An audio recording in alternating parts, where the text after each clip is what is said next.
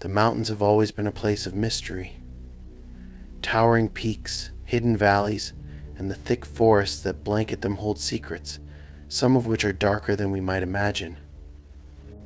I've always had a soft spot for these rugged landscapes, driven by the quiet isolation they offer, the majesty of the towering ridgelines, and the beauty of the wildlife.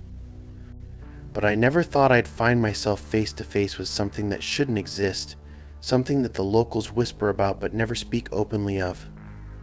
It was a few years ago when I took a solo trip to the Appalachian Mountains. I was looking for solitude, something to clear my head after a turbulent few months. The idea of getting away from the noise of everyday life, of disconnecting, was incredibly appealing.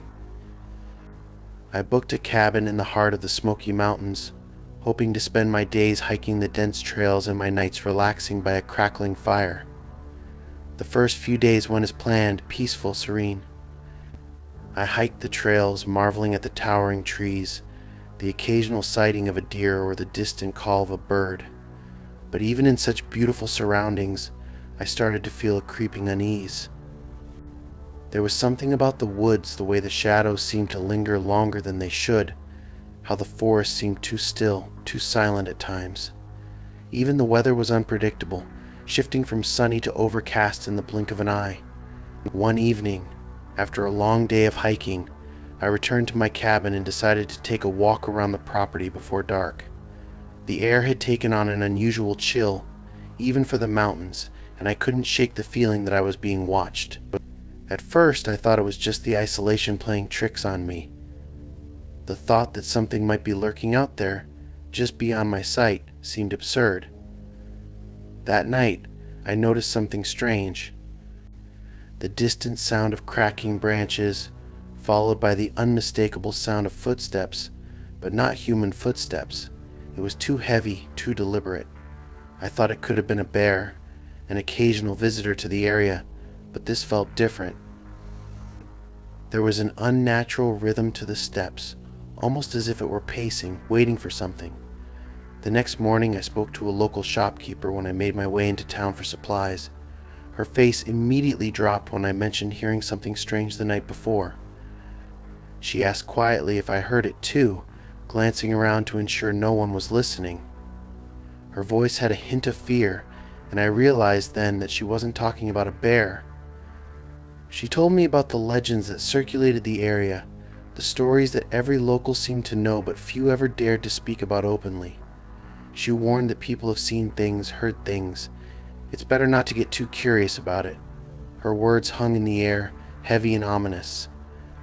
She told me about an elusive creature known as the Smoky Mountain Beast. Descriptions varied, but it was said to resemble a massive, hulking figure, half man, half animal, covered in thick fur, and standing much taller than a human.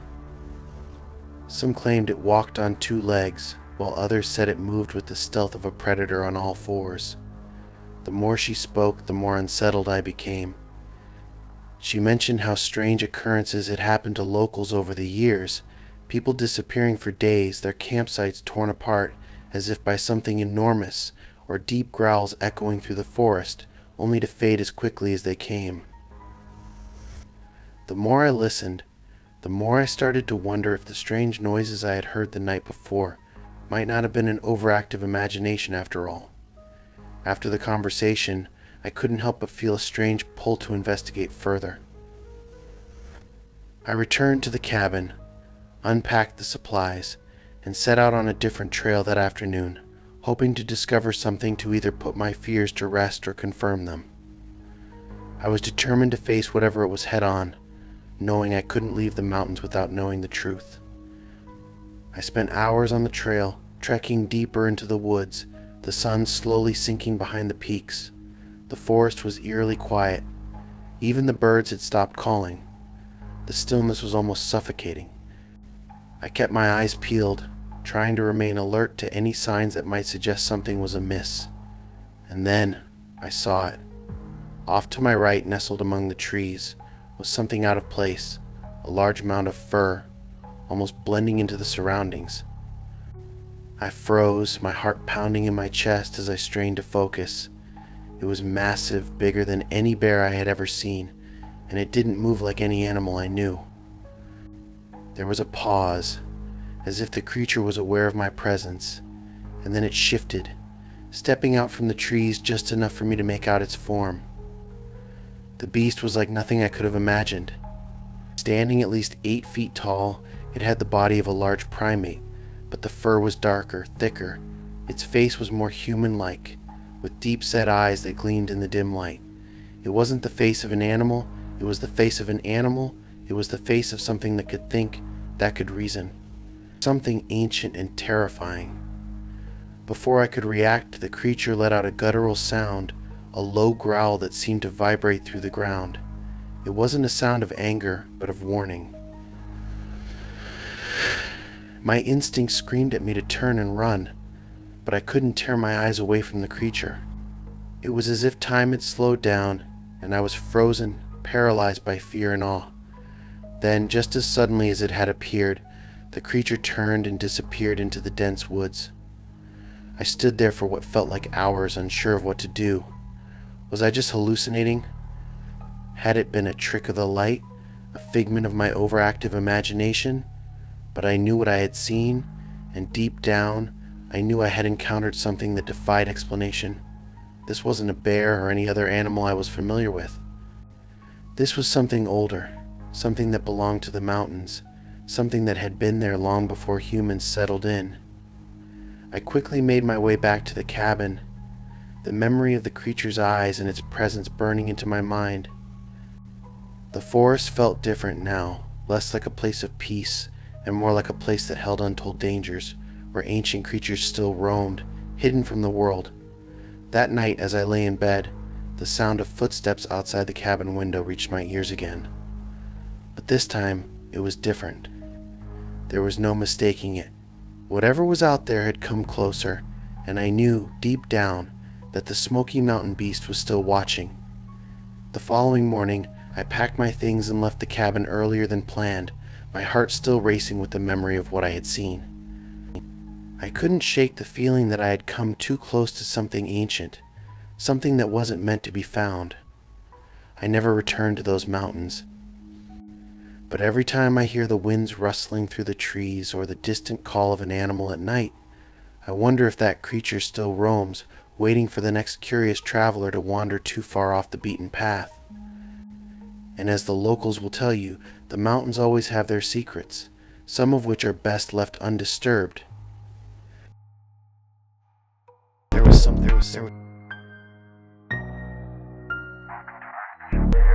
The Pacific Northwest is often portrayed as a serene paradise, majestic trees that seem to touch the sky, rivers that reflect the clouds above, and cool, misty mornings that settle over vast expanses of untouched land. For years I'd been drawn to this region, mesmerized by its beauty and the promise of escape from the chaotic pace of life. The dense forest called to me, beckoning me to hike its hidden trails, to experience a wilderness that felt both ancient and alive. But little did I know that the forest held something more than its visual splendor. Beneath the towering pines and thick foliage, something unseen had been watching me, something not of this world. I had decided to take a solo camping trip in the Olympic National Park. It was a place I had heard many stories about, tales of towering trees older than civilizations, of wildlife so abundant that you could feel nature's heartbeat pulsing through every branch and leaf. I was excited to spend a few days alone, surrounded by nature, far from the distractions of modern life. The quiet of the forest would be my only companion, or so I thought. The first day was idyllic. I set up camp, pitched my tent by a creek, and began my hike along one of the forest trails. The air was crisp and fresh, and the sound of rushing water provided a steady rhythm as I walked. The further I ventured, the more the world around me seemed to grow quieter. There was no wind, no rustling of leaves in the trees. It was as if the forest itself was holding its breath. By late afternoon, the sun began to dip behind the tree line, casting long shadows over the path ahead. I decided to head back to camp before it got too dark, but the silence around me was deafening. Even the birds had stopped singing. It felt wrong, like the forest itself was holding some sort of secret. When I returned to my camp, I noticed something unusual. My backpack, which I had left at the edge of my tent, had been moved.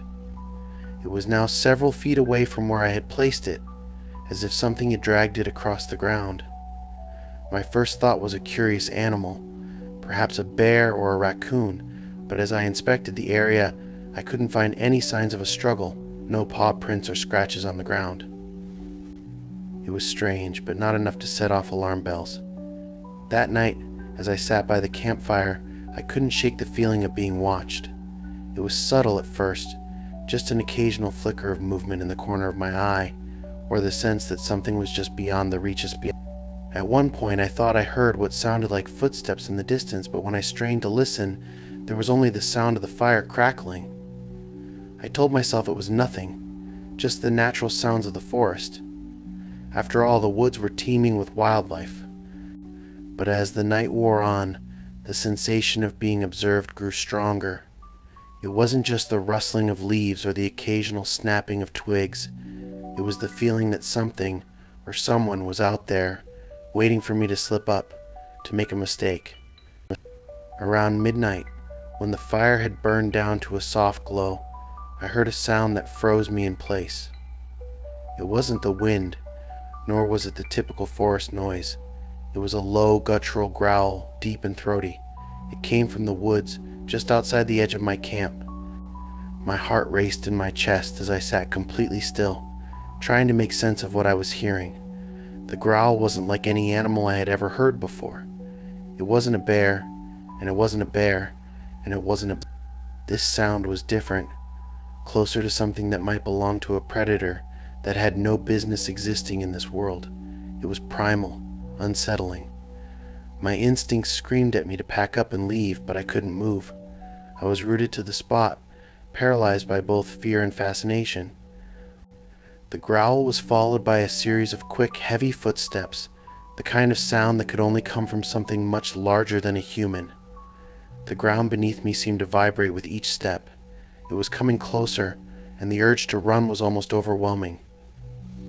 But I stayed still, watching the trees around me, listening for any other sounds. Then, as suddenly as it had started, the noise stopped. I waited, my breath caught in my throat, for what seemed like hours. The forest, which had been alive with the sounds of creatures only moments ago, had gone eerily silent once again. I didn't sleep that night. I stayed up, staring into the dark woods, trying to convince myself that what I had heard wasn't real, that it was just my imagination playing tricks on me. But deep down, I knew that wasn't the case. There was something out there, something that wasn't supposed to be. The next morning, I woke up exhausted but determined to get to the bottom of what had happened. I packed my gear quickly, ready to leave the woods behind. But before I left, I decided to check out the trail that led deeper into the forest. Maybe I could find some explanation for the strange events of the night before. I followed the trail for several hours, keeping my senses on high alert. The further I went, the thicker the trees grew. The path became harder to follow, overgrown with vines and shrubs. It was a landscape that seemed ancient, untouched by time. And it was here, deep in the woods, that I found something that made my blood run cold. Half hidden behind a cluster of large rocks, I found a series of massive footprints. They were enormous, larger than anything a bear could leave behind. Each step seemed to sink deep into the earth, leaving a mark that was almost human in shape, but much larger and far more rugged. I crouched down, examining them closely, trying to make sense of what I was seeing. The footprints weren't like anything I had ever encountered in my years of hiking and camping. They weren't animal prints, they were something else entirely. I felt a cold shiver run down my spine. The growl I had heard the night before, the heavy footsteps, the sense of being watched, it all started to make sense. I wasn't alone in the forest. There was something out there, something ancient, something that had roamed these woods long before humans had set foot on this land. As I stood there, my mind racing with the implications of what I had discovered, a noise behind me caught my attention. It was faint at first, like the brush of something moving through the trees, but the sound grew louder, closer, and I knew that I wasn't alone. Something was following me. I turned and ran, not looking back until I reached the edge of the forest, where the trees gave way to the open air and the safety of civilization. I never returned to those woods, and I'm not sure I ever will. But every time I think about my time in the Pacific Northwest, I remember the eerie silence of the forest, the strange growls in the night, and the enormous footprints I found hidden among the rocks.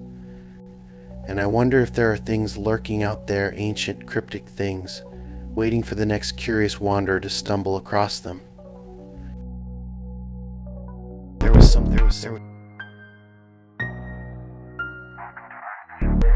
Growing up in the northern reaches of the United States, where the cold winds of winter bite deeper than most can imagine, I was always aware of the haunting tales passed down through generations. There was one, in particular, that seemed to permeate every corner of life.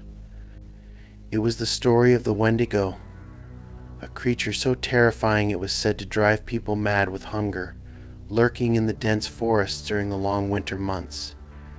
For years, I dismissed the stories as nothing more than folklore, tales told by firelight to keep children close to home and the adults' minds occupied during the dark months.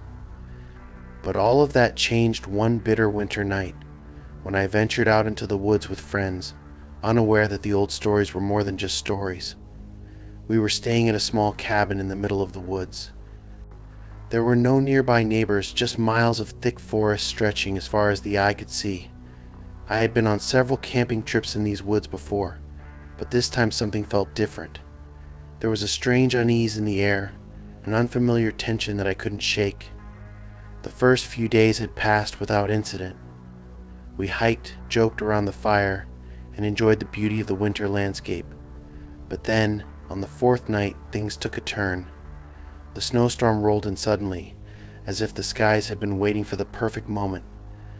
We were trapped in the cabin, unable to leave, with the howling wind whipping against the walls and snow piling up outside. It was late into the night when the first strange sound came. At first it was faint, a rustling noise coming from the edge of the forest. I thought it might have been a wild animal, perhaps a deer or a wolf. But then the noise grew louder, closer, and unmistakably human in quality. It was a soft, dragging step, almost like someone or something was dragging its feet through the snow. I tried to shake off the feeling of unease. It was a stormy night, and animals could be disoriented in such conditions. But then the sound grew closer still, so close that I could hear it outside the cabin window. And that's when I realized it wasn't just dragging feet. It was something else, something unnatural. We tried to ignore it, but as the night deepened, the sound persisted, now accompanied by a low, guttural growl. It didn't sound like anything I had ever heard before. It wasn't an animal's growl, it was something that sounded far more terrifying. The hair on the back of my neck stood up, and my heart raced. I wasn't the only one who noticed. The others had gone silent, all of us sitting on edge, waiting to hear if the sound would stop. We decided to check it out, despite every instinct telling us not to. Grabbing flashlights, we opened the door and stepped out into the bitter cold. The snowstorm was relentless, swirling around us in a thick, oppressive blanket. We scanned the trees, but all was still. The sound had stopped. For a moment, I thought perhaps it had been nothing more than the wind playing tricks on our minds.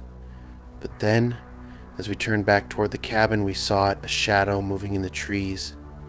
It was tall, too tall to be a human, and it moved with a strange, jerky motion, almost as if it were limping.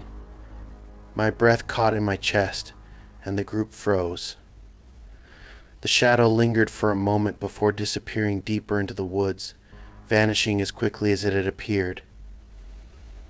We stood there, not knowing what to do next. The wind howled, drowning out any further sounds, but I knew I couldn't shake the feeling that something was out there. Something that had been watching us, waiting for the perfect moment to strike. We hurried back to the cabin, barricading the door and windows, not speaking a word. The unease settled heavily in the room, each of us too afraid to make a sound. But that wasn't the worst of it. It wasn't until the next morning that we realized just how close we had come to something otherworldly. As the snowstorm began to ease, we ventured out to check the area around the cabin. That's when we found the tracks. They were enormous, larger than anything a human or animal should leave behind in the snow. The prints were deep, as if the creature that had made them weighed hundreds of pounds, and they were inhuman. The toes were long, clawed, and almost malformed, like something from a nightmare. It was clear that whatever had been out there was far from natural. The tracks led deep into the woods toward the heart of the forest, and as we followed them, we came across more signs, broken branches, a strange scent that filled the air like rotting meat, and more of those haunting growls in the distance. The creature was out there, still lurking, still waiting. That was the last straw for me. The Wendigo, the creature I had always dismissed as myth, was real. It was out there, hidden in the thick, cold woods, and it was hungry. We packed up our things, left the cabin behind, and headed back to civilization as fast as we could. I never went back to those woods, and I'm not sure I ever will. The stories I had heard as a child, the stories I had laughed off, were no longer so funny. They weren't just stories anymore. They were warnings. Now, every winter when the winds blow cold and the snow falls in heavy drifts, I remember that night. I remember the tracks, the growls, and the shadow that watched us from the trees. And I know that the Wendigo is out there, waiting for the next lost soul to wander too far into the wilds of the northern forests. Some stories are meant to stay stories, but not all of them. Some are meant to be remembered, to remind us that there are things in this world that we can't explain, things that lurk just beyond our understanding, waiting for the moment when we dare to stray too far from the safety of the known.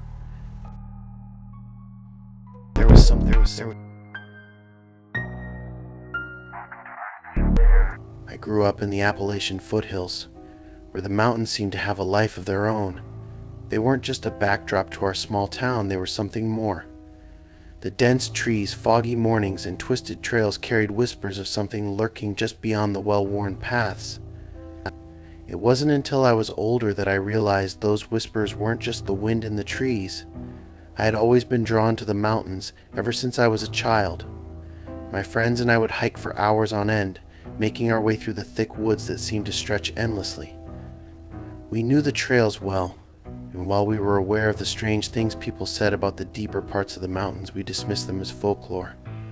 Until one day, everything changed.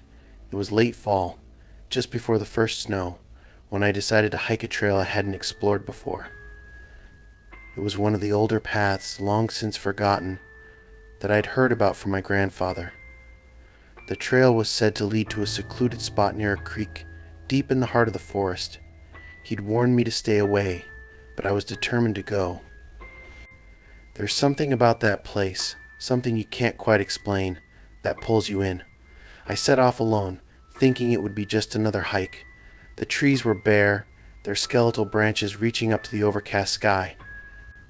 The air was crisp, and the leaves crunched beneath my boots as I ventured deeper into the woods. The further I went, the quieter it became. No birds chirped, no squirrels scampered. It felt as though the forest itself was holding its breath. I passed a series of old, decaying markers along the path, remnants of forgotten campsites and trails long abandoned. Then, I came across a strange, almost eerie clearing. It was unlike any other spot I had seen in these mountains.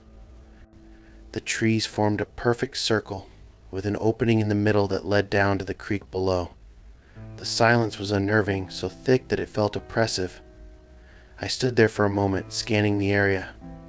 Something about the place felt wrong, but I couldn't put my finger on it. Then I heard it, the unmistakable sound of something large moving through the underbrush. My heart began to race. I couldn't see anything, but the noise was growing louder, closer. It wasn't the rustling of leaves or the scurry of small animals.